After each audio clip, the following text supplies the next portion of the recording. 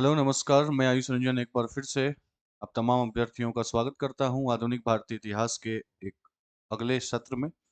और जैसा कि हम पिछले सत्रों से कोशिश ये कर रहे हैं कि आधुनिक भारतीय इतिहास के प्रमुख प्रश्न आपके साथ साझा किए जाएं, डिस्कस किए जाएं और प्रत्येक प्रश्न से संबंधित जितने भी अतिरिक्त तथ्य हैं वो भी आपके साथ डिस्कस किया जाए ताकि आपको आगामी परीक्षाओं में जो है इसका लाभ मिल सके। तो इसी दौर में एक और प्रयास, आज के प्रश्नों को देखेंगे और हर बार की तरह आपसे मेरी एक ही गुजारिश कि आप पेन और कॉपी लेकर बैठें और जितने भी प्रश्न से संबंधित अतिरिक्त फैक्ट्स होते हैं उनको आप पॉइंटर्स के तौर पे क्या करें, लिखते जाएं ताकि आपके पास एक समग्र अध्ययन करने की स्थिति में आप आ पाएं। ठीक है, तो चलिए आज के पहले प्रश्न को देखते हैं, डिस्कस करते हैं। क्या है? भारत के विभाजन का बाल्कन प्लान किसका उपज था? ठीक है, कौन सा प्लान? Balkan plan. देखिए 1947 में भारत को स्वतंत्रता की प्राप्ति हुई, लेकिन स्वतंत्रता की प्राप्ति के समय स्वतंत्रता प्राप्ति के साथ साथ विभाजन का भी प्रावधान लाना पड़ा। यानी कि लंबे समय से भारत और पाकिस्तान दो अलग अलग राष्ट्रों की मांग जो है वो चली आ रही थी।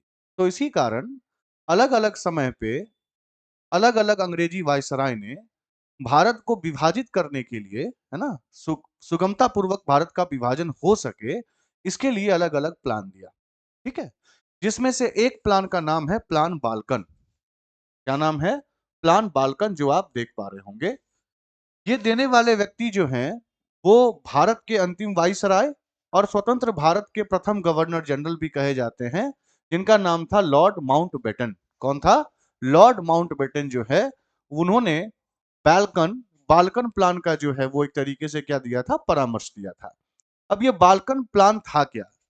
तो 3 जून 1947 को, 3 जून 1947 को ये प्लान बाल्कन माउंटबेटन के द्वारा दिया गया और इसमें यह कहा गया कि जो वर्तमान के प्रांत हैं, है ना, यही स्वतंत्रता के उपरांत जो होंगे वो क्या बन जाएंगे? राज्य बन जाएंगे। यानी कि पहला प्रोविजन क्या था? स्वतंत्रता उपरांत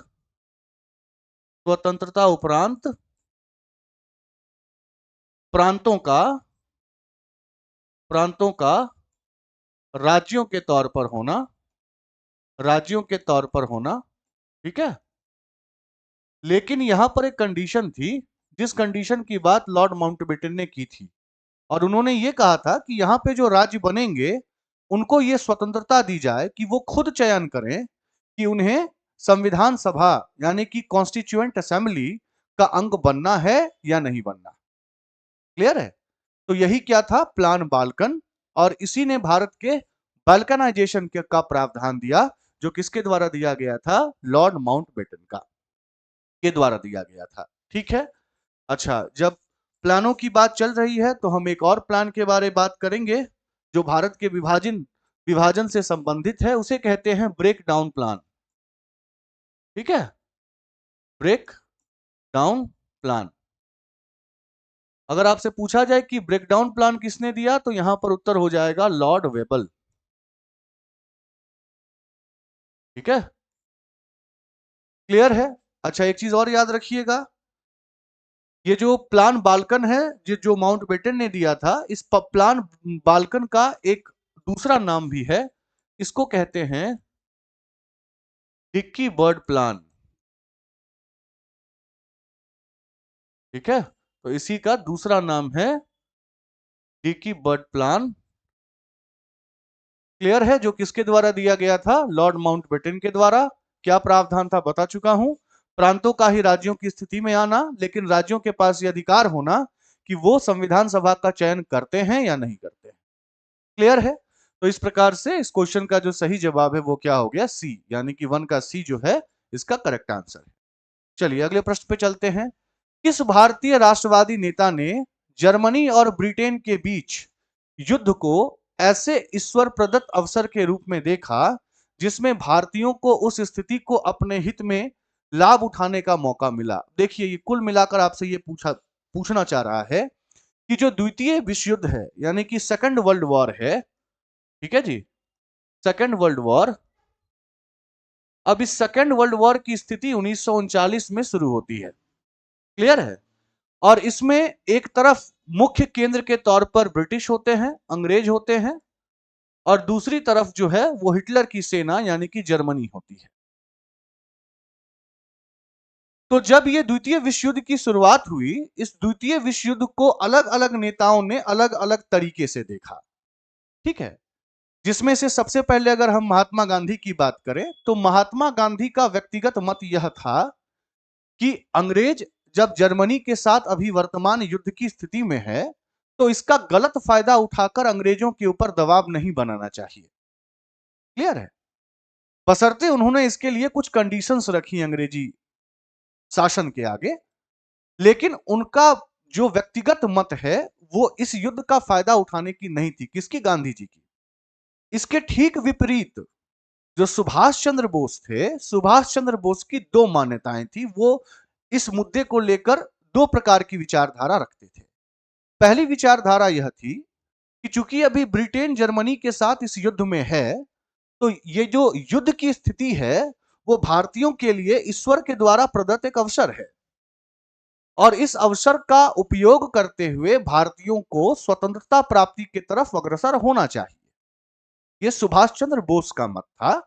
और साथ में इनका दूसरा मत यह भी था कि भारत को स्वतंत्रता दिलाने के लिए किसी विदेशी ऐसा देश जो कि अंग्रेजों के खिलाफ हो, यानी कि यहां पर तात्पर्य जर्मनी से है, तो उसके सहयोग की भी स्थिति सुभाष चंद्र बोस ने स्वीकार की थी, जबकि गांधी जी इन दोनों मान्यताओं के विपरीत थे। यही कारण है कि 1939 के उपरांत महात्मा गांधी और सुभाष चंद्र बोस के मतों में अंतर हो गया, और यह अंतर धीरे धीरे फिर सुभाष चंद्र बोस के कांग्रेस के इस्तीफे पर जाके खत्म होता है। क्लियर है? तो बहरहाल इस द्वितीय विश्व युद्ध को अवसर के तौर पर देखने की बात किनके द्वारा कही गई? सुभाष चंद्र बोस के द्वारा उर्फ नेताजी के द्वारा। क्लियर है? यानी कि इस प्रश्न का सही उत्तर क्या हो गया? सी। क्लियर है? चलिए आगे बढ़ते हैं। किसने कहा था मेरे पीठ पर किया जाने वाला प्रहार ब्रिटिश साम्राज्य के लिए? ये तो बहुत बार पुराने क्लासेस में बता चुका हूं आपको। साम्राज्य के ताबूत के एक कील सिद्ध होगी, है ना? तो आपको याद होगा कि 1928 में साइमन आयोग का भारत में आगमन होता है। ठीक है, भारत में आगमन, और इस आगमन के पीछे का उद्देश्य क्या था? उद्देश्य यह था कि जो भारत सरकार अधिनियम 1919 है, भारत सरकार अधिनियम 1919, है ना, इसकी समीक्षा करना। इसी उद्देश्य से साइमन आयोग 1928 में भारत में पदार्पित यानी कि इसका आगमन होता है। लेकिन इसके साथ दिक्कत यह थी कि इस साइमन आयोग में टोटल 7 सदस्य थे, और सातों के सातों सदस्य अंग्रेज थे, है ना? और यह भी कारण है कि साइमन आयोग को ऑल व्हाइट कमीशन के नाम से भी जाना जाता है। ठीक है जी, क्या कहा जाता है? All white commission. अब चूंकि सारे के सारे सदस्य अंग्रेज, और बतौर अंग्रेज आप भारतीयों का एक अधिनियम की समीक्षा करने के लिए आए हैं, तो ये एक तरीके से उचित हरकत तो थी नहीं। तो लाजमी तौर पर भारतवर्ष में इस साइमन आयोग का विरोध होता है। साइमन गो बैक के नारे लगते हैं, साइमन वापस जाओ के नारे लगते हैं। और उसी दौरान जब लाला लाजपत राय साइमन आयोग के विरोध का नेतृत्व कर रहे थे, तो वहां पर लाठीचार्ज की स्थिति होती है, और वही लाठी फिर लाला लाजपत राय को लगती है और उनकी मृत्यु हो जाती है। क्लियर है? और उसी मृत्यु के दौरान उनका ये स्टेटमेंट आया कि आपने जो मेरे पीठ पर ये हमला किया है, ये आपके लिए और आपके साम्राज्य के लिए ताबूत की आखिरी कील जो है वो साबित होगी। आखिरी कील का मतलब इसके बाद आपके भारत से जाने की स्थिति सुनिश्चित हो जाएगी। और फिर आगे चलकर ऐसा होता भी है, जब भगत सिंह वगैरह, अच्छा यहां पर भी एक कंडीशन है। कंडीशन यह है कि ये जो जैसा मैंने आपको बताया कि लाठी चार्ज हुआ था, लाठी चार्ज का जो आदेश था वो आदेश देने वाला व्यक्ति कौन था? James Scott. ठीक है, जेम्स स्कॉट। लेकिन आगे चलकर फिर गलत फहमी के कारण भगत सिंह जेम्स स्कॉट को सॉन्डर्स समझ लेते हैं, यानी कि वो ऐसा मानकर गलत फहमी में चल लेते हैं कि लाठी चार्ज करने की का जो आदेश है वो सॉन्डर्स ने दिया और फिर सॉन्डर्स की हत्या होती है। क्लियर है? तो बहरहाल मेन आदेश किसके द्वारा दिया गया था? जेम्स स्कॉट के द्वारा। और ये कथन किसके द्वारा कहा गया है? तो अब क्लियर हो गया होगा, लाला लाजपत राय या पंजाब केसरी के द्वारा। क्लियर है? किस दौरान कहा गया, ये पूरी स्थिति मैंने आपको बता दी है। ठीक है जी, चलिए बहुत बढ़िया। अगले प्रश्न पे आइए। निम्नलिखित में से किसके कारण सार्वजनिक रोष की लहर उभरी, जिसके फलस्वरूप जालियांवाला बाग में ब्रिटिश द्वारा जनसंहार की घटना घटी? क्लियर है? तो आपको पता होगा कि इतिहास में घटना है, एक अधिनियम है बेसिकली। उस अधिनियम का नाम क्या है? रॉलेट अधिनियम। ठीक है जी, रॉलेट अधिनियम, इंग्लिश में कहते हैं रॉलेट एक्ट। ठीक है जी। अब इसको ब्लैक एक्ट भी कहते हैं, काला कानून भी कहते हैं, काला कानून। तो कुल मिलाकर ये काला कानून था क्या, रॉलेट एक्ट था क्या, कि अंग्रेजी हुकूमत भारत में केवल शक के बिना पर, संदेह के बिना पर किसी भी व्यक्ति को कम से कम 2 वर्ष के लिए नजरबंद कर सकती थी, यानी कि 2 वर्ष के लिए डिटेन कर सकती थी, केवल संदेह के आधार पर, है ना।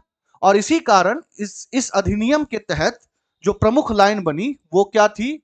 ना आपसे दलील सुनी जाएगी, ना वकील की स्थिति होगी, और ना आप किसी अदालत में पेश किए जाएंगे,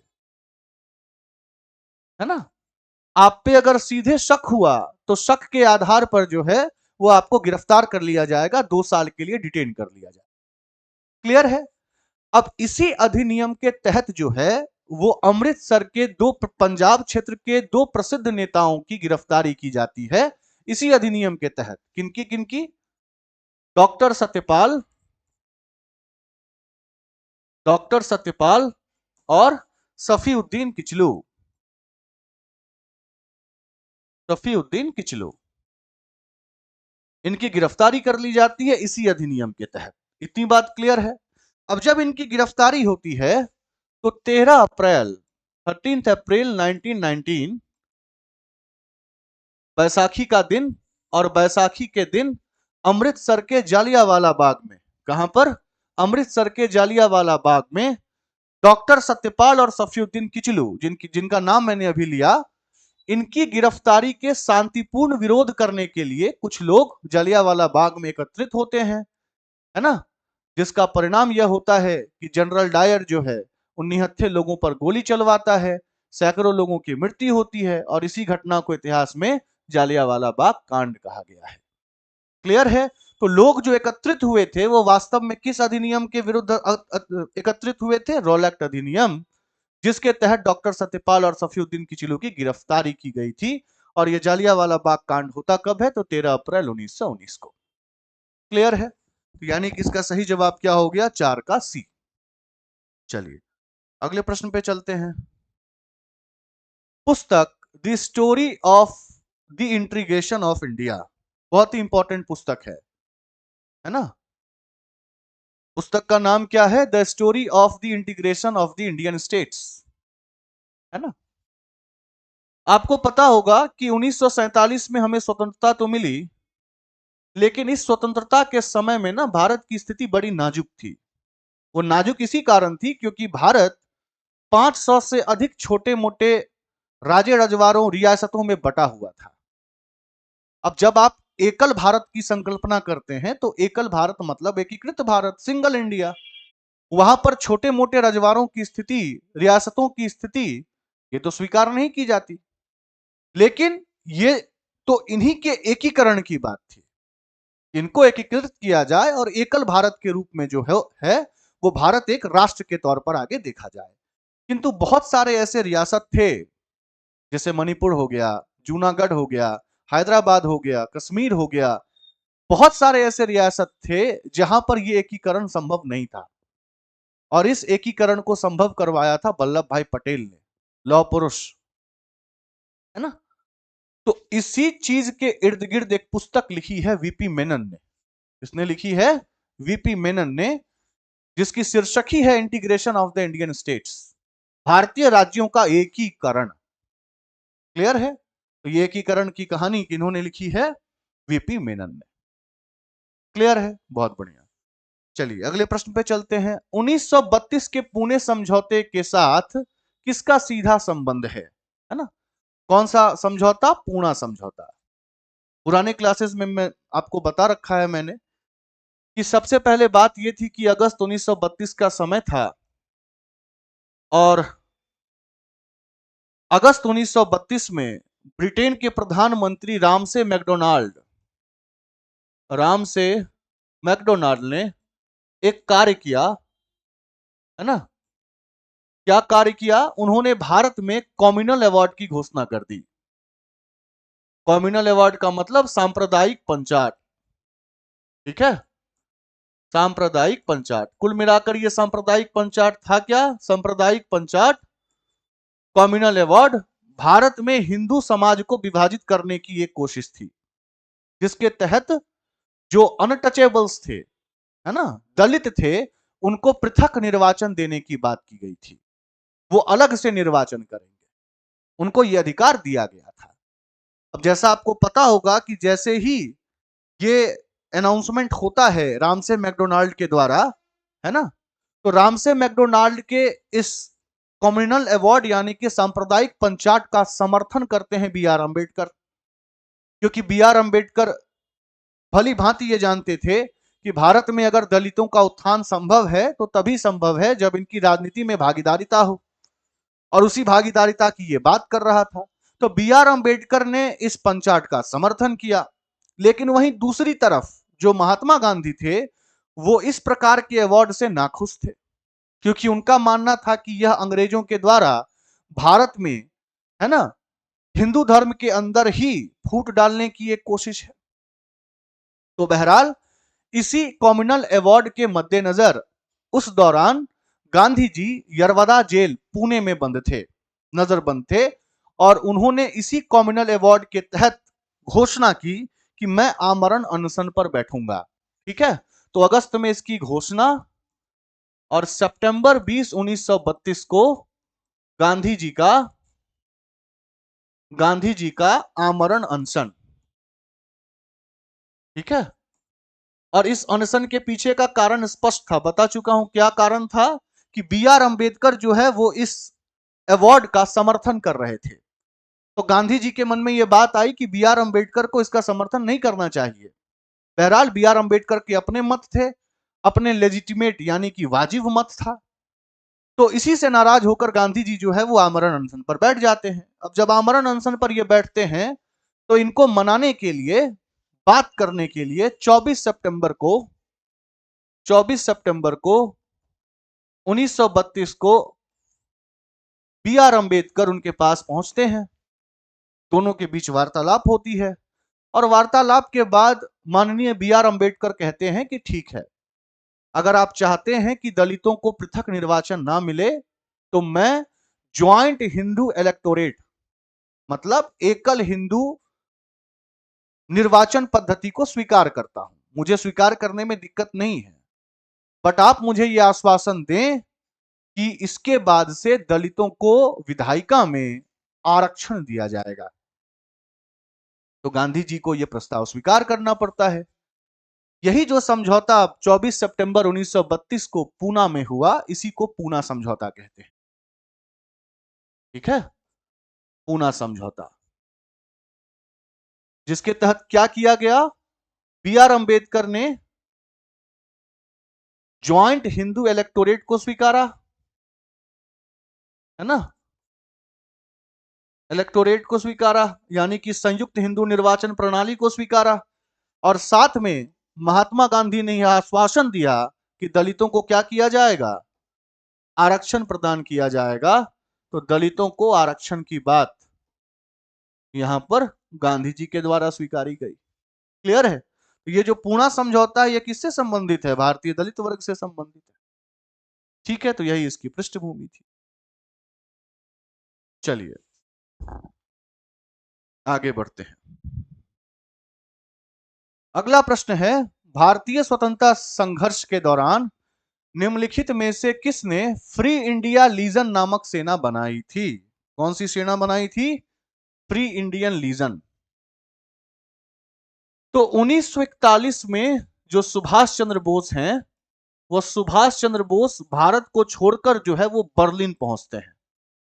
कहां पहुंचते हैं? बर्लिन। और बर्लिन पहुंचकर वह एक सेना का निर्माण करते हैं, एक सेना फॉर्म करते हैं, है ना। उस सेना का नाम क्या होता है? द फ्री इंडियन लीजन, है ना। अब इस सेना में वास्तविक रूप से थे कौन कौन? तो वे छात्र जो जर्मनी पढ़ने के लिए गए थे, ना। मतलब इस सेना में कौन कौन था? फ्री इंडियन लीजन में, फ्री इंडियन लीजन में जो सेना सुभाष चंद्र बोस ने बनाई थी 1941 में बर्लिन जाने के उपरांत, वहां पर कौन कौन थे? तो जर्मनी में पढ़ने वाले भारतीय छात्र, ठीक है। और साथ में वे युद्ध बंदी भी थे। युद्ध बंदी मतलब जिनको युद्ध के दौरान बंदी बना लिया जाता है, तो वे युद्ध बंदी भी थे जिनको उत्तरी अफ्रीका के अभियान के दौरान बंदी बनाया गया था, ठीक है। तो उत्तरी अफ्रीका के अभियान के दौरान बनाए गए क्या? युद्ध बंदी, ठीक है जी। इन दोनों को मिलाकर एक ग्रुप बनाया गया, जिस ग्रुप का नाम क्या था? जो आपसे प्रश्न में पूछा गया है, फ्री इंडियन लीजन, ठीक है। फिर आगे चलकर आपको पता होगा कि 1943 में, 1943 में सिंगापुर में माननीय सुभाष चंद्र बोस आजाद हिंद फौज को क्या करते हैं? ज्वाइन करते हैं।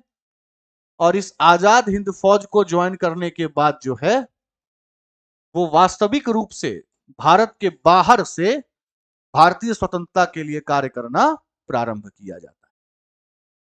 क्लियर है? तो इस हिसाब से इस क्वेश्चन का सही जवाब क्या होगा? एससी बोस, सुभाष चंद्र बोस, ठीक है। चलिए आगे आइए। गांधी जी के निम्नलिखित अनुयायियों में से कौन पेशे से एक शिक्षक थे? क्या थे? शिक्षक थे। कौन थे भैया? ये वही व्यक्ति थे जो भारत के स्वतंत्रता के समय में भारतीय राष्ट्रीय कांग्रेस के अध्यक्ष भी रहे थे। यानी कि बात की जा रही है यहां पर जेबी कृपलानी की। किसकी बात की जा रही है? जेबी कृपलानी की। तो ये एक शिक्षक थे। कब से कब तक शिक्षक थे? 1912 से लेकर 17 तक। कहां पर थे? अगर आप बिहार के मुजफ्फरपुर के पास के इलाके से हैं तो आपको पता होगा कि मुजफ्फरपुर में एक एलएस कॉलेज है, ठीक है। एलएस कॉलेज, इसी एलएस कॉलेज में ये इंग्लिश और इतिहास यानी कि हिस्ट्री के लेक्चरर थे। कौन? यही जेबी कृपलानी। और जेबी कृपलानी के बारे पहले ही बता चुका हूं, अभी जस्ट जिक्र किया था कि भारतीय स्वतंत्रता के समय में यानी कि 1947 के दौरान जो है, यह क्या थे? दौरान भारतीय राष्ट्रीय कांग्रेस के अध्यक्ष। ये भी क्वेश्चन पूछ लिया जाता है, राष्ट्रीय कांग्रेस के अध्यक्ष। क्लियर है? तो ये भी कहीं पर मेंशन कर लेंगे आप। कौन शिक्षक थे? कब से कब तक थे? कहां थे? और इनकी विशिष्ट भूमिका और क्या है? तो भारतीय राष्ट्रीय कांग्रेस के अध्यक्ष के रूप में कब? भारतीय स्वतंत्रता के समय। अच्छा एक चीज और, इनकी वाइफ भी थी जिनका नाम था सुचेता कृपलानी। अब ये इंपॉर्टेंट क्यों है? क्योंकि ये भारत की प्रथम महिला मुख्यमंत्री भी रही, ठीक है। भारत की प्रथम महिला मुख्यमंत्री। कहां की? यूपी की। 63 से 67 के बीच। क्लियर है? तो ये तमाम चीजें जो हैं वो किससे संबंधित हैं? जेबी कृपलानी से। क्लियर है? चलिए आगे बढ़ते हैं। वर्ष 1928 में हिंदुस्तान सोशलिस्ट रिपब्लिक एसोसिएशन, बहुत ही महत्वपूर्ण क्रांतिकारी संगठन, HSRA, शॉर्ट फॉर्म में क्या कहते हैं? HSRA। तो क्या पूछा जा रहा है आपसे? HSRA की स्थापना कहां हुई थी? ठीक है, ये वही संगठन है जिससे संबंधित अलग अलग क्रांतिकारी हुए, जैसे राम प्रसाद बिस्मिल, भगत सिंह, सुखदेव, राजगुरु, अशफाकुल्ला खान, ये सब इसी संगठन से संबंधित हैं। क्लियर है? तो देखिए सर्वप्रथम 1924 में, ध्यान से सुनिएगा, 1924 में 1924 में कानपुर में एक ऑर्गेनाइजेशन बनाया गया, संगठन बनाया गया, जिसका नाम था HRA। अभी मैं HRA की बात कर रहा हूं, HSRA की बात नहीं कर रहा। अभी मैं केवल किसकी बात कर रहा हूं? HRA की। HRA बोले तो हिंदुस्तान रिपब्लिक एसोसिएशन। ठीक है जी। तो इसकी स्थिति 1924 में कहां बनी? कानपुर में। और इस HRA को बनाने में जिन्होंने महत्वपूर्ण भूमिका निभाई वो थे राम प्रसाद बिस्मिल। ठीक है जी, राम प्रसाद बिस्मिल। उसके बाद फिर सचिन सन्याल। ठीक है, जोगेश चंद्र चटर्जी। ठीक है, जोगेश चंद्र चटर्जी। इन लोगों ने मिलकर 1924 में HRA बनाया। यही HRA 1928 में, कब? 1928 में यही HRA यानी कि हिंदुस्तान रिपब्लिक एसोसिएशन तब्दील कर दिया गया HSRA में, यानी कि हिंदुस्तान सोशलिस्ट रिपब्लिक एसोसिएशन। तो HSRA की का पूर्ववर्ती संगठन कौन सा है? HRA है। क्लियर है? और ये जो स्थिति हुई HRA का HSR में तब्दीली, ये हुई दिल्ली के फिरोज शाह कोटला में। कहां पर हुई? फिरोज शाह कोटला, दिल्ली। क्लियर है? तो HSRA की स्थापना कहां हुई भैया? दिल्ली में हुई। और HRA की कहां हुई थी? कानपुर में। और इसी HRA का अगला नाम क्या बन गया? HSRA बन गया। क्लियर है? तो ये इन चीजों को आप दिमाग में रखते चलेंगे। चलिए बहुत बढ़िया, अगले प्रश्न पे चलते हैं। जालियांवाला बाग कांड के बारे अभी मैंने बताया है आपको, रॉलेट अधिनियम, और उसके तहत जो है वो उनके दो प्रसिद्ध नेता डॉक्टर सत्यपाल और किचलू की गिरफ्तारी की जानी, और उसी का शांतिपूर्ण विरोध करने के लिए लोगों का कहां पे प्रदर्शन? जालियांवाला बाग में प्रदर्शन, है ना। जिन प्रदर्शनकारियों पर, जो शांतिपूर्ण तरीके से प्रदर्शन कर रहे थे, उनके ऊपर जनरल डायर का गोली चला दिया जाना और सैकड़ों लोगों की मौत। तो वही प्रश्न पूछा गया है आपसे कि जालियांवाला बाग में प्रदर्शन के लिए क्यों लोग जमा हुए थे? तो कारण क्या था? किचलू और सत्यपाल के बंदी बनाए जाने के विरोध में। क्लियर है? कोई बहुत बड़ी स्थिति यहां पर नहीं। ठीक है, चलिए अगले प्रश्न पे आइए। 1942 के आंदोलन में डॉक्टर राजेंद्र प्रसाद को किस जेल में कैद किया गया था? 1942 के कौन से आंदोलन की बात की जा रही है? भारत छोड़ो। ठीक है जी, भारत छोड़ो आंदोलन, क्विट इंडिया मूवमेंट, है ना। अब क्विट इंडिया मूवमेंट कायदे से 8 अगस्त 1942 को कांग्रेस के बंबई अधिवेशन, जो कहां हुआ था? ग्वालिया टैंक बंबई में नामक स्थान बंबई में, यहां पर भारत छोड़ो आंदोलन के प्रस्ताव को कांग्रेस ने क्या किया? पारित किया। गांधी जी ने करो या मरो का नारा दिया। ठीक है, गांधी जी ने करो या मरो का नारा दिया, डू और डाई।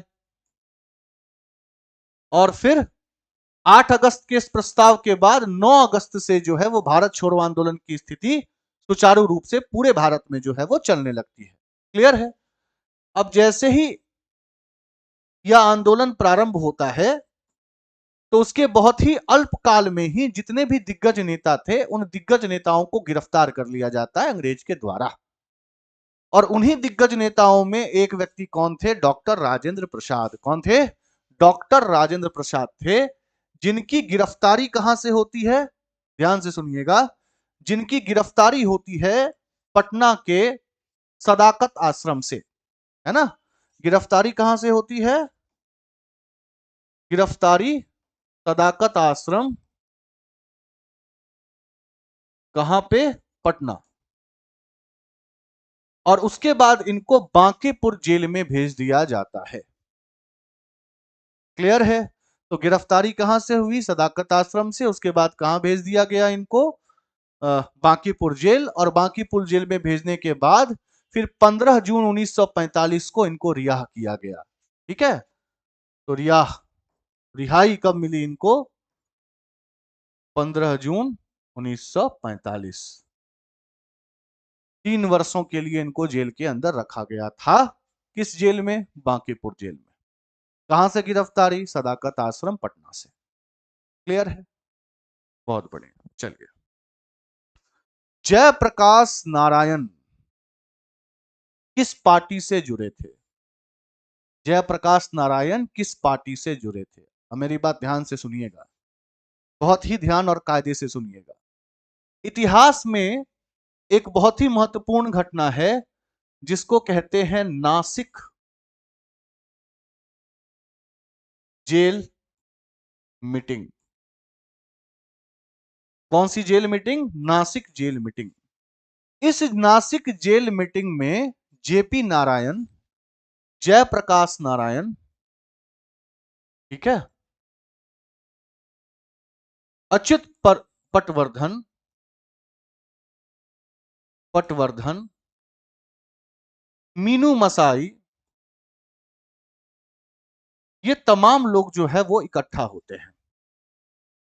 और इकट्ठा होने के पीछे का कारण यह था कि यह चाहते थे कि अब भारतीय स्वतंत्रता संग्राम में समाजवाद की भूमिका को बढ़ाया जाए। किसकी भूमिका को? समाजवाद की भूमिका को बढ़ाया जाए। इसी दृष्टिकोण से नासिक जेल मीटिंग में इन तमाम लोगों की बैठक होती है। बहुत अच्छी बात होती है। और इस बैठक के परिणाम स्वरूप ही मई 1933 में एक पार्टी बनती है जिस पार्टी का नाम था कांग्रेस सोशलिस्ट पार्टी। आ गई बात समझ में? ठीक है। तो अगर आपसे ऐसे भी पूछा जाए कि कांग्रेस सोशलिस्ट पार्टी का जो निर्माण है, का जो गठन है, वो किस ऐतिहासिक घटना से संबंधित है, तो नासिक जेल मीटिंग से संबंधित है, जिसमें जेपी नारायण, अच्युत पटवर्धन, मीनू मसाई जैसे नेता जो हैं वो शामिल थे। और इस मीटिंग के परिणाम स्वरूप मई 1933 में कांग्रेस सोशलिस्ट पार्टी की स्थापना, है ना, कहां पर? पटना में। क्लियर है? और जब 1933 में पटना में इसकी बैठक हुई तो इस बैठक की अध्यक्षता किसने की? आचार्य नरेंद्र देव ने। यह भी इंपॉर्टेंट है, आचार्य नरेंद्र देव।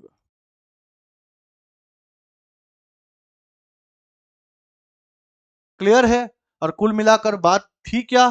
तो भारत में समाजवादी तरीके से आंदोलन को क्या करना? आगे बढ़ाना। सोशलिस्ट का मतलब होता है समाजवाद। क्लियर? तो ये स्थिति। तो नासिक जेल मीटिंग याद रखना है, उसके तहत कांग्रेस सोशलिस्ट पार्टी को याद रखना है। ठीक है जी। चलिए अगले प्रश्न पे चलते हैं। आइए भैया, सूची 1 को सूची 2 से सम्मिलित कीजिए।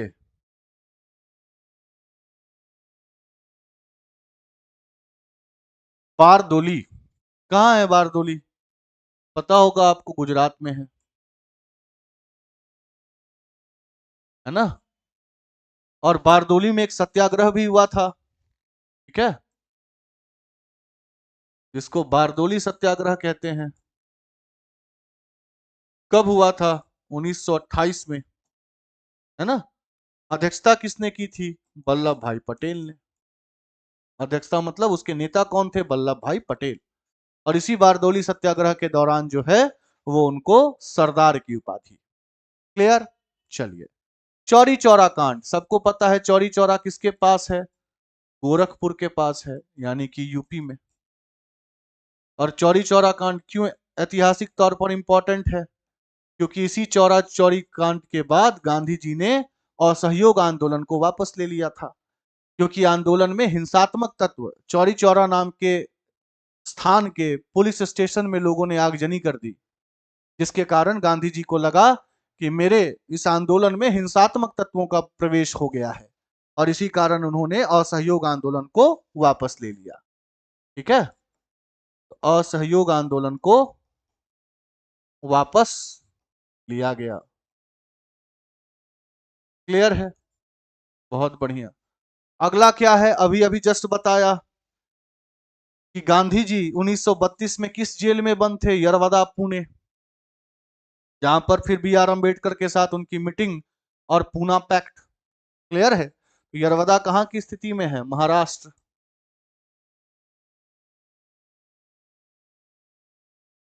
है ना? और नोआखली, ये स्थिति कहां की है? पश्चिम बंगाल की। पिछले क्लास में मैंने बता भी रखा था कि ये वही नोआखली है जहां पर बहुत ही खतरनाक दंगा हुआ था भारतीय स्वतंत्रता प्राप्ति के समय में, जहां का जायजा लेने के लिए माननीय गांधी जी जो है वो दिल्ली में मौजूद ना होकर कहां थे? कलकत्ता। मिलान कर लीजिए आप। बारदोली कहां पर? तो गुजरात में। ए का 2 होना चाहिए। ए का 2 तो केवल एक ही में है। बी का भी क्या बताया? 4 होना चाहिए, उत्तर प्रदेश। ठीक है। सी का होना चाहिए 1, यानी कि महाराष्ट्र। और डी का क्या होना चाहिए? 3, यानी कि पश्चिम बंगाल। बिल्कुल सही। क्लियर? चलिए, बहुत बढ़िया। अगले प्रश्न पे आइए।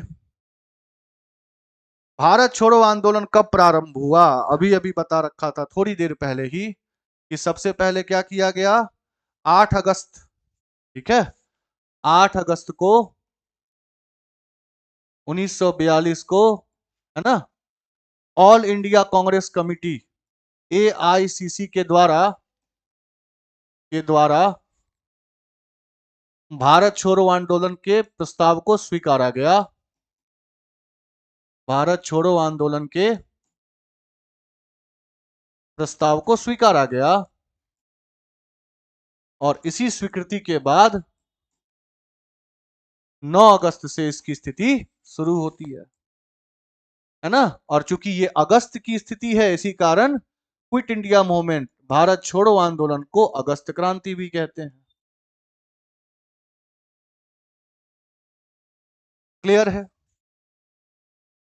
चलिए,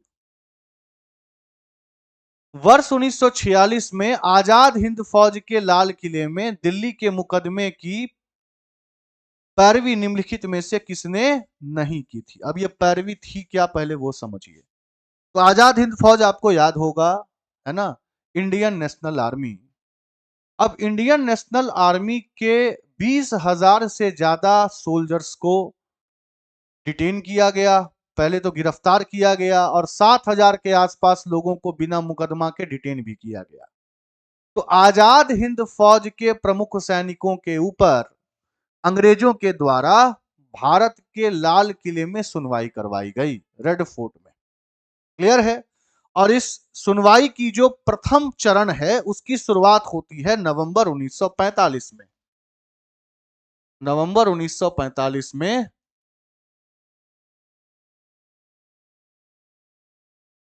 एनआईए, एनआईए नहीं, आईएनए कायदे से, इंडियन नेशनल आर्मी। क्लियर है? नवंबर 1945 आईएनए के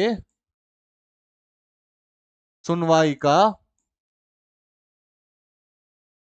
प्रथम चरण। क्लियर है? इसकी शुरुआत होती है कहां पर? लाल किले में। और इसके प्रथम चरण में अभियुक्तों में जिनके ऊपर आरोप लगा था अंग्रेजों के द्वारा, उनमें से 3 प्रमुख व्यक्ति थे, 3 प्रमुख अभियुक्त थे। कौन कौन? पी के सहगल। अभियुक्तों में कौन कौन थे? पी के सहगल, नवाज शरीफ, नवाज शरीफ और गुरबख्श सिंह ढिल्लोन। गुरबख्श सिंह ढिल्लोन, इनके ऊपर सुनवाई चालू हुई। अब इनके बिहाफ पर, इनकी ओर से जो व्यक्ति लड़ने गए, उन व्यक्तियों में से कौन नहीं थे, यही प्रश्न है। क्लियर है? तो थे कौन कौन? टीबी सप्रू, भूला भाई देसाई, ठीक है, जवाहरलाल नेहरू, कैलाश नाथ काटजू, ये तमाम वकील के तौर पर, है ना। मतलब इन्होंने इंडियन नेशनल आर्मी के कथाकथित या जिनके ऊपर आरोप लगा था उनकी वकालत की थी। क्लियर है जी? तो भूला भाई देसाई थे ही, जवाहरलाल नेहरू थे, कैलाश नाथ काटजू थे, कौन नहीं थे? सरदार वल्लभ भाई पटेल। वही प्रश्न था आपसे, किसने नहीं की थी। क्लियर? चलिए, बहुत बढ़िया। अगले प्रश्न पे आइए। वह व्यक्ति जिसने 4 अप्रैल 1919 को दिल्ली की जामा मस्जिद के प्रवचन मंच से हिंदू मुस्लिम एकता की बात की थी या भाषण दिया था, वो कौन था? है ना। 1919 का वक्त याद रखिएगा, बहुत ही इंपॉर्टेंट वक्त है। इस दौरान जिन्होंने जामा मस्जिद से हिंदू मुस्लिम एकता के ऊपर भाषण दिया, वो व्यक्ति और कोई नहीं बल्कि स्वामी श्रद्धानंद थे। ठीक है, ये आर्य समाज से संबंधित थे, है ना, आर्य समाज से संबंधित। और स्वामी श्रद्धानंद का एक अन्य नाम भी है जिसमें इनको कहा जाता है मुंशी राम विजी।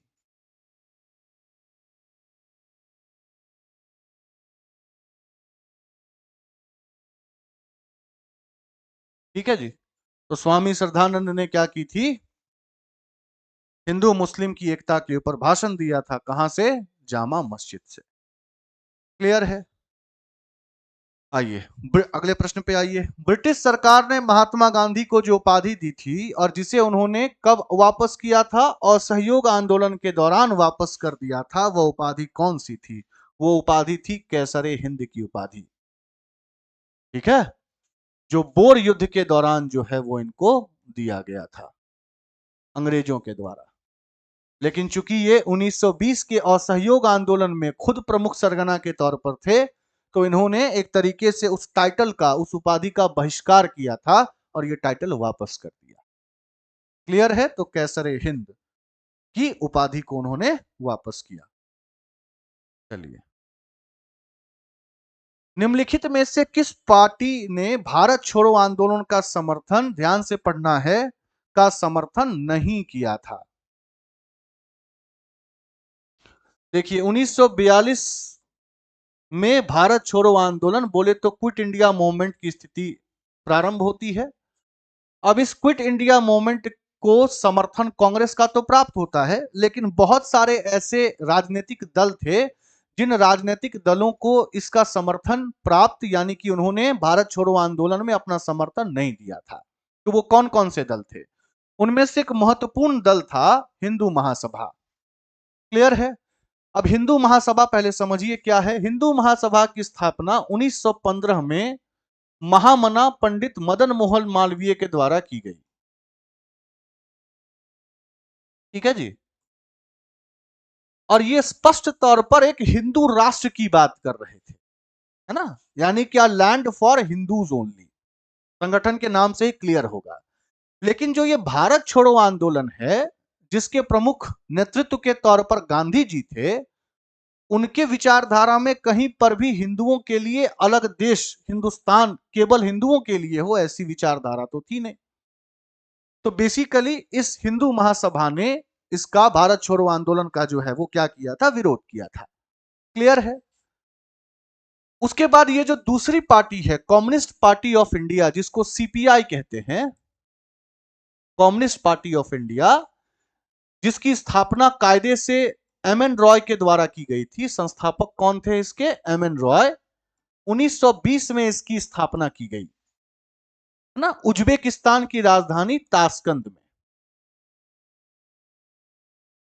और इसी इसी को देखते हुए एक और पार्टी फिर बाद में बनती है, इंडियन कम्युनिस्ट पार्टी, 1925 कानपुर में। तो बहरहाल इस संगठन ने भी भारत छोड़ो आंदोलन का समर्थन नहीं किया था। क्यों? क्योंकि ये रसिया के खिलाफ इसका इंक्लिनेशन ज्यादा मुड़ा हुआ था। तो इसने ऐसा समझा कि भारत छोड़ो आंदोलन में समर्थन अगर हम करते हैं तो कहीं ना कहीं रूस के द्वारा जो संघर्ष किया गया है समाजवाद को लेकर वो कमजोर पड़ जाएगा। तो इन्होंने भी इसका समर्थन नहीं किया था। तीसरी जो पार्टी थी वो थी यूनियनिस्ट पार्टी। ये यूनियनिस्ट पार्टी कहां पर थी? पंजाब में थी। देखिए, दो पार्टियों का नाम आपको दिमाग में रखना है, जो दो पार्टी हमेशा मतलब बहुत लंबे समय के लिए कांग्रेस के लिए नासूर बनी थी। क्योंकि ये जो दो पार्टियां हैं, इन दो पार्टियों का झुकाव अधिकतम तौर पर मुस्लिम लीग के तरफ ज्यादा रहता था। एक तो हो गई पंजाब की यूनियनिस्ट पार्टी और दूसरी की हो गई कृषक प्रजा पार्टी बंगाल की। ठीक है, ये जो पार्टी थी ये फजल उल हक या फजलुल हक की पार्टी थी। और ये जो यूनियनिस्ट पार्टी ऑफ पंजाब है, इसकी स्थापना के पीछे जो है वो फाजिल हुसैन, छोटू राम, इनका हाथ था। क्लियर है? छोटू राम। और जैसा मैंने पहले ही आपको बताया कि इनका झुकाव मुख्य तौर पर जो है वो किसकी तरफ था? मुस्लिम लीग की तरफ था, है ना। और मुस्लिम लीग केवल भारत छोड़ने की स्थिति में नहीं थी, बांटने और छुड़वाने की स्थिति में थी। तो इन तीनों पार्टियों ने अपने अपने विचारधाराओं के मद्देनजर भारत छोड़ो आंदोलन में सहयोग या शिरकत नहीं की। क्लियर है? तो इनमें से किसी ने भी या सभी ने भारत छोड़ो आंदोलन का समर्थन नहीं किया। साथ में आपको यह भी लिख लेना है कि हिंदू महासभा की स्थापना कब? 15 मदन मोहन मालवीय। सीपीआई की स्थापना एम एन रॉय, 1920 ताशकंद, है ना। बंगाल की कृषक प्रजा पार्टी फजल उल हक, और यूनियनिस्ट पार्टी जो है वो छोटू राम, है ना। और उसके साथ साथ फिर हयात खान, एक और नाम आता है हयात खान का, यूनियनिस्ट पार्टी के अंतर्गत। ये भी आप कहीं पे मेंशन कर लेंगे। चलिए अगले प्रश्न पे चलते हैं। निम्नलिखित घटना को काल क्रमानुसार व्यवस्थित कीजिए। वही बात, कौन पहले हुआ था, कौन बाद में हुआ था। बहुत सिंपल सा क्वेश्चन लग रहा है भैया। असहयोग आंदोलन 1920, सविनय अवज्ञा आंदोलन 1930, खिलाफत आंदोलन 1919 और भारत छोड़ो आंदोलन 1942, है ना। खिलाफत आंदोलन ही आगे चलकर किसका हिस्सा बन गया? असहयोग आंदोलन के तौर पे। शुरू पहले क्या हुआ था? खिलाफत आंदोलन, है ना। खलीफा के पद को लेकर अंग्रेजों का यह ऐलान कर दिया जाना कि खलीफा का पद अब समाप्त किया जा रहा है, और खलीफा धार्मिक मुस्लिम के धार्मिक गुरु के पद के तौर पर, जिसके कारण पूरे मुसलमानों के बीच में इसकी नाराजगी, है ना। और फिर शौकत अली और मोहम्मद अली के द्वारा, शौकत अली जिसको अली बंधु भी कहते हैं और मोहम्मद अली, इनके द्वारा फिर क्या किया जाना? खिलाफत आंदोलन की शुरुआत, है ना। कब? डेट लिख दिया हूं, ईयर लिख दिया 1919 में। और फिर आगे चलकर इसका भी नेतृत्व गांधी जी को दे दिया जाना, और असहयोग आंदोलन के साथ साथ इस आंदोलन का चलना। ठीक है, तो सबसे पहले कौन सी घटना आपको दिख रही है? 3, उसके बाद कौन? 1, उसके बाद कौन? 2, उसके बाद लास्ट में 4, यानी कि भारत छोड़ो। क्लियर है? चलिए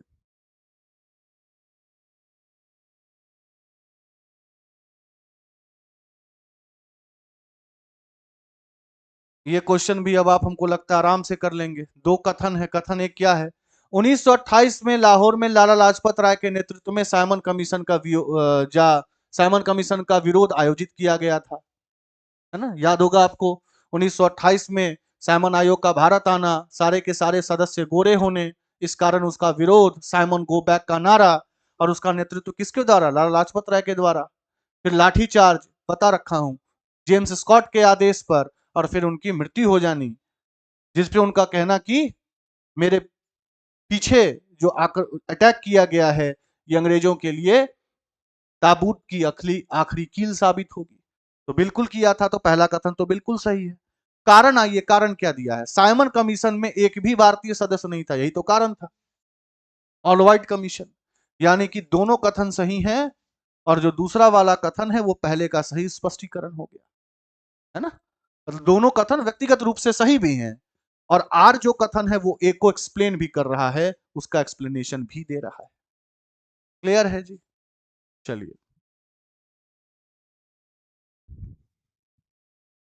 व्यक्तिगत सत्याग्रह में विनोबा भावे को प्रथम सत्याग्रही चुना गया था। दूसरा सत्याग्रही कौन था, तो याद रखिएगा 1940 में जब अगस्त प्रस्ताव भारत में आया, और कुल मिला के ये अगस्त प्रस्ताव था क्या, ये अगस्त प्रस्ताव अंग्रेजों के द्वारा द्वितीय विश्व युद्ध में भारतीयों के सहयोग लेने की एक कोशिश थी, जो कोशिश आगे चलकर बिल्कुल से बिल्कुल नाकामयाब हो गई। बहरहाल इसी अगस्त प्रस्ताव के विफलता के कारण गांधी जी ने कहा था अपने नेताओं को कि आप लोग अलग अलग जगह पर व्यक्तिगत स्तर पर सत्याग्रह प्रारंभ कीजिए, जिसको क्या कहा जाता है, व्यक्तिगत सत्याग्रह या इंडिविजुअल सत्याग्रह। तो इसकी स्थिति आई किसके कारण, तो अगस्त प्रस्ताव के विफलता के कारण, ठीक है। और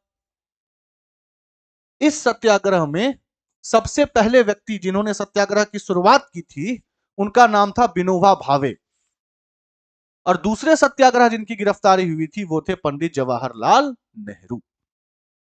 क्लियर है, तो इसको दिमाग में रखना है। 1940 का ये अगस्त प्रस्ताव है, ठीक है, और किसके कारण है, तो अगस्त प्रस्ताव के विफलता के कारण। चलिए अगले प्रश्न पे चलते हैं। निम्न आंदोलन में से किस एक के साथ अरुणा आसिफ अली का संबंध भूमिगत कार्यकलापों के महिला संगठनकर्ता के रूप में है। ये जो है ना अरुणा आसिफ अली, आगे एक और नाम आपको मिलेगा, उषा मेहता। तो अरुणा आसिफ अली, उषा मेहता, इन तमाम लोगों का संबंध 1942 के भारत छोड़ो आंदोलन से है। और ये अंडरग्राउंड एक्टिविटीज की महिला लीडर के तौर पर थी कौन, अरुणा आसिफ अली। क्लियर है, और इन्होंने तिरंगा फहराने का भी कार्य किया था भारतीय स्वतंत्रता के परिचायक के रूप में, सिंबल के रूप में, चिन्ह के रूप में। तो किससे संबंधित है, 1942 के भारत छोड़ो आंदोलन से, ठीक है। और ये जो उषा मेहता का नाम था, ये गोपनीय रेडियो ऑपरेटर, गोपनीय रेडियो ऑपरेटर के तौर पे, ठीक है जी। चलिए बहुत बढ़िया। निम्नलिखित में से कौन सा कथन पूना पैक्ट के संदर्भ में सही नहीं है। तो पूना पैक्ट में क्या किया गया था बता रखा हूं, गांधी जी और अंबेडकर के बीच में जो है एक समझौता, जिसमें अंबेडकर ने कहा कि ठीक है हम एक संयुक्त निर्वाचन मंडल पद्धति को अपनाएंगे, है ना, लेकिन साथ में किसकी बात की, साथ में ये बात की कि दलितों को जो है वो विधानमंडल में आरक्षण दिया जाए। मतलब ये दोनों प्रावधान तो थे ही, साथ में ये भी बोला कि केंद्रीय विधानमंडल में भी दलितों को आरक्षण दिया जाए, प्रांतों में तो दिया ही जाए, साथ में केंद्र में भी दिया जाए। उसके बाद से ही दलित रिजर्वेशन की स्थिति आई। तो क्या प्रावधान नहीं था, तो सरकारी नौकरियों में दलितों को समुचित प्रतिनिधित्व, ये प्रावधान नहीं था। क्लियर है, पूना पैक्ट बता रखा हूं, गांधी जी प्लस अंबेडकर, बाबा राव अंबेडकर, 24 सितंबर 1932। क्लियर है, चलिए। तो क्या नहीं था, ये नहीं था, बाद बाकी आरक्षण की बात विधानमंडलों में तो की ही गई थी। आइए, भारतीय स्वतंत्रता संग्राम के संदर्भ में कांग्रेस का हरिपुरा अधिवेशन, पुराने क्लास में भी आपको बता रखा हूं, हरिपुरा अधिवेशन क्यों जाना जाता है ना, किस चीज के लिए फेमस है? तो याद रखिएगा 1938 में जो हरिपुरा अधिवेशन हुआ, इसके अध्यक्ष थे सुभाष चंद्र बोस। लेकिन ये जाना इसी कारण जाता है क्योंकि इस दौरान एक आयोग का गठन किया गया था जिसको नेशनल प्लानिंग कमेटी कहते हैं, राष्ट्रीय योजना आयोग। ठीक है, पहली बात। दूसरी बात, यही planning committee, national planning committee जिसकी स्थापना 1938 के हरिपुरा सत्र के दौरान हुई, यही आगे चलकर स्वतंत्रता प्राप्ति के बाद प्लानिंग कमीशन बन गया, योजना आयोग। और यही योजना आयोग नरेंद्र मोदी के समय में इसका नाम चेंज होकर बन गया नीति आयोग, है ना। तो योजना आयोग की पूर्ववर्ती संस्था के तौर पर है नेशनल प्लानिंग कमेटी, जिसकी स्थापना हरिपुरा सत्र के दौरान की गई। तो क्यों मील का पत्थर है? तो इसमें योजना आयोग की अवधारणा को प्रस्तुत किया गया था। क्लियर है? और दूसरी बात, ये जो नेशनल प्लानिंग कमेटी बनी थी, इस नेशनल प्लानिंग कमेटी के पहले अध्यक्ष, राष्ट्रीय योजना आयोग के पहले अध्यक्ष 1938 में किसको बनाया गया था? जवाहरलाल नेहरू को बनाया गया था, यह भी याद रखिए। तो अध्यक्षता करने वाले व्यक्ति थे Subhash Chandra Bose. National planning committee जिसकी स्थापना इस दौरान की गई, उसके पहले अध्यक्ष कौन बने? जवाहरलाल नेहरू, जिसको आगे चलकर फिर प्लानिंग कमीशन के नाम से और उसके बाद फिर वर्तमान में नीति आयोग के नाम से जाना जाता है। क्लियर है? तो योजना आयोग जो है वो इसका सही उत्तर। चलिए अगले प्रश्न पे चलिए। महात्मा गांधी ने हिंद स्वराज में रेलवे की आलोचना क्यों की? ठीक है, तो हिंद स्वराज एक बहुत ही महत्वपूर्ण पुस्तक है जो गांधी जी ने कब लिखी थी, किसके दौरान? जब वो इंग्लैंड से साउथ अफ्रीका जा रहे थे। ठीक है जी, बता रखा हूं प्रीवियस क्लास में। और ये अपने आप में बहुत ही महत्वपूर्ण पुस्तक है ना। 275 पन्नों की यह पुस्तक है, 275 पेजेस, जिसमें से 41 पेज, 49 पृष्ठ लेफ्ट हैंड से लिखा गया है, बाएं हाथ से लिखा गया है। क्लियर है? और यह पहली पुस्तक भी है जिसका गांधी जी ने स्वयं अनुवाद किया था, एकमात्र पुस्तक है जिसका स्वयं अनुवाद किया था गुजराती से इंग्लिश में। तो इस पुस्तक में उन्होंने रेलवे की आलोचना की थी, और रेलवे की आलोचना नहीं, जो पाश्चात्य आधुनिकीकरण है, वेस्टर्न मॉडर्नाइजेशन है ना, जिसको वर्तमान में पाश्चात्य संस्कृति भी कहते हैं, इसकी भी खूब धज्जी उड़ाई थी। तो रेलवे की आलोचना उन्होंने की थी क्योंकि उन्होंने रेलवे को कहा था कि ये ना महामारियों का वाहक है, एक जगह से दूसरे जगह लोग आते जाते हैं जिससे महामारी फैलती है। ठीक है, साथ में यह भी आरोप लगाया था कि ये बार बार पड़ने वाले अकालों का साधन भी है। क्लियर है? समाज में वर्ग भेद बढ़ाने के लिए उत्तरदायी भी है। और रेलवे और वर्ग भेद और गांधी जी का तो पुराना नाता था। जब ये दक्षिण अफ्रीका गए थे तो पीटर मैरिट्सबर्ग नाम के स्टेशन पर इनको बाहर फेंक दिया गया ट्रेन से, है ना। तो कुल मिलाकर ये तीनों स्टेटमेंट बिल्कुल सही थे, जिस कारण गांधी जी ने अपनी पुस्तक हिंद स्वराज में रेलवे की आलोचना की थी। आलोचना का यह कारण नहीं था कि रेलवे दुर्घटनाओं का वाहक है। तो केवल 1, 2, 3 जो है वो इसका सही स्टेटमेंट। कब लिखी थी पुस्तक? इंग्लैंड से साउथ अफ्रीका जाने के दौरान 9 दिन के अंदर यह पुस्तक लिखी गई थी, है ना, 13 से 22 नवंबर 1909।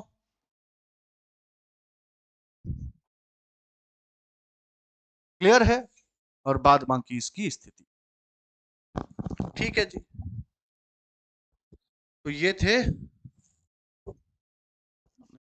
ठीक है, तो ये थे आधुनिक भारतीय इतिहास के अन्य 25 प्रश्न। उम्मीद करता हूं कि आपको आज का डिस्कशन समझ में आया होगा, इंटरेस्टिंग लगा होगा, आपने अतिरिक्त फैक्ट्स को लिखा भी होगा, समझा भी होगा। तो मिलते हैं अगले क्लास में, तब तक अपना ख्याल रखिए, पढ़ते रहिए। बहुत बहुत धन्यवाद।